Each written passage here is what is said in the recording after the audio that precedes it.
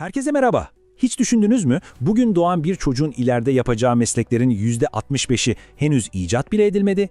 İşte teknolojiyle böylesine yeniden şekillenen bir dünyanın tam da eşiğindeyiz. Bu bölümde o geleceği tanımlayacak 8 teknoloji odaklı iş fikrine yakından bakacağız. Bu söz aslında her şeyi özetliyor. Düşünsenize, petrol 20. yüzyılda ne yaptı? Sanayiyi ateşledi, imparatorluklar kurdu. İşte bugün de veri, yani bilgi, dijital çağın petrolü. Onu anlayan, onu işleyen ve onu koruyanlar yarının ekonomik süper güçleri olacaklar. Yolculuğumuzun 4 durağı var. Önce iş dünyasının nasıl kökünden değiştiğine bakacağız, sonra dijital ekonominin yeni kurallarını keşfedeceğiz, ardından hareket etme şeklimizi değiştiren fikirlere dalıp en sonunda da insanlığın en akıl almaz sınırlarına, yani fiziğin ötesine uzanacağız. Hazırsanız başlayalım. İlk durağımız işin geleceği. Ve inanın bu sadece bir evrim değil, tam anlamıyla bir devrim. Teknoloji, bildiğimiz iş yapış şekillerini sadece biraz değiştirmiyor. Sıfırdan yepyeni oyun alanları, yepyeni ekosistemler yaratıyor. İşte değişimin arkasındaki 3 büyük güç: veri, yapay zeka destekli otomasyon ve bulut altyapıları. Bu üçlü oyunun kurallarını tamamen değiştiriyor. Artık bir imparatorluk kurmak için devasa fabrikalara değil, parlak bir fikre ve bir internet bağlantısına ihtiyacınız var. Yani girişimcilik hiç bu kadar demokratik olmamıştı. İşte en can alıcı nokta da bu. Meslekler gelip geçici olabilir ama problem çözme, yani girişimcilik ruhu kalıcı. Gelecekte işin şekli değişecek ancak iş yapmak her zaman gerekli bir uğraş olacak. Gelin şimdi geleceğin teknolojiyle yoğrulmuş işleri hakkında bir fikir jimnastiği yapalım. Ve işte ilk iş fikirleri kümemiz, dijital medeniyetimizin 3 temel direği üzerine kurulu: veri, savunma ve para. Bu 3 alanda yaşanan devrim, geri kalan her şeyi de peşinden sürüklüyor. Tabii ki listenin en başında yapay zeka var. Artık o bir bilim kurgu konusu değil, yeni ekonominin temel taşı, motoru adeta. Peki yapay zekayı diğer programlardan ayıran şey ne? Tam olarak bu. Kendi kendine öğrenebilmesi. Gücünü ise bizim her saniye ürettiğimiz devasa veriden, yani büyük veriden ve bu veriyi anlamlandıran akıllı algoritmalardan alıyor. Rakamlara gelince aklınız durabilir. Gartner'a göre yapay zekanın sadece 2022'de yarattığı küresel iş değeri 3,9 trilyon dolar. Bu Almanya'nın tüm ekonomisinden daha büyük bir rakam. Fırsatın büyüklüğünü siz düşünün artık. Peki, eğer veri yeni petrol ise bu petrolü koruyacak çok ama çok güçlü kasalara, yani siber güvenlik sistemlerine ihtiyacımız var demektir. İşte bu da ikinci büyük iş alanını önümüze seriyor. Ve bu savaş sadece şirketler arasında değil, bu artık yepyeni bir küresel güç yarışı. Bakın, Amerika siber ordusuna 150 milyar dolarlık dev bütçeler ayırıyor. Çin, Dijital İpek Yolu projesiyle 79 milyar dolarlık bir yatırım yapıyor.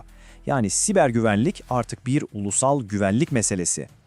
Üçüncü devrim ise tam da cebimizde. Para. Evet, değer alışverişinin binlerce yıllık kuralları gözümüzün önünde yeniden yazılıyor. Fiziksel cüzdanlar artık yavaş yavaş birer antikaya dönüşüyor. Bu yeni sistemler bankayı şubeden alıp resmen cebimize koyuyor.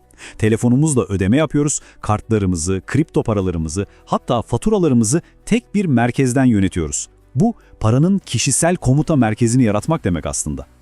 Şimdi rotamızı biraz fiziksel dünyaya, yani harekete çeviriyoruz. Ulaşım dediğimiz kavram son 100 yılda hiç olmadığı kadar büyük bir dönüşümün eşiğinde. Bakın, bu çok ilginç bir konsept.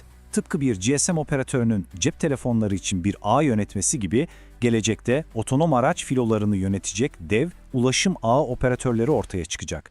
Bu şirketler de araçlara veri ve rota hizmeti satacaklar.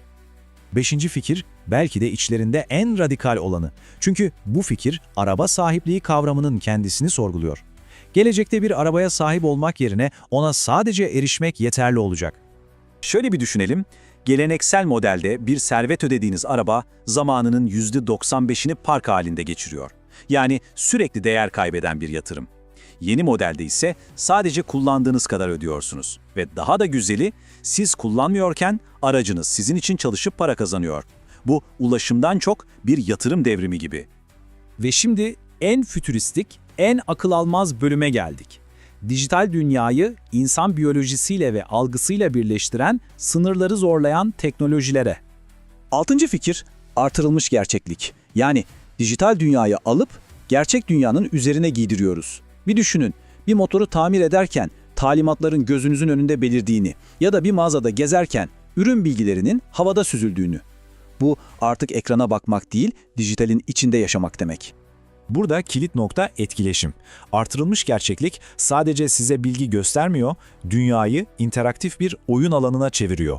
Bir cerrahın ameliyat sırasında damarları görmesinden tutun da bir mimarın binayı daha inşa etmeden içinde gezmesine kadar. Potansiyel gerçekten sınırsız. 7. fikir bizi doğanın en temel yapı taşına götürüyor, DNA'ya. Artık hayatın kodunu sadece okumakla kalmıyoruz bildiğiniz, onu yeniden yazıyoruz. Bu, hastalıklara çare bulmaktan, sentetik organizmalar yaratmaya kadar, hayatın tanımını değiştirebilecek kadar güçlü bir alan. Ve son olarak belki de hepsinin en baş döndürücüsü beyin bilgisayar arayüzleri. Yani düşünce gücüyle makinaları kontrol etmekten bahsediyoruz. Bu teknoloji beyin sinyallerini dijital komutlara çevirerek insan olmanın ne anlama geldiğini yeniden tanımlayabilir. Gördüğünüz gibi bu 8 alan sadece yeni iş fikirleri değil. Bunlar dünyayı algılama, içinde hareket etme ve hatta varoluşumuzu anlama şeklimizi temelden değiştiren devasa kırılmalar. Gelecek şu anda yazılıyor ve kalem bu teknolojilerin elinde. Fırsatlar da ortada. Peki bu gelecek senaryolarından hangisi sizin hayal gücünüzü ateşliyor? Hangi devrimin bir parçası olmak istersiniz? Cevap sizde.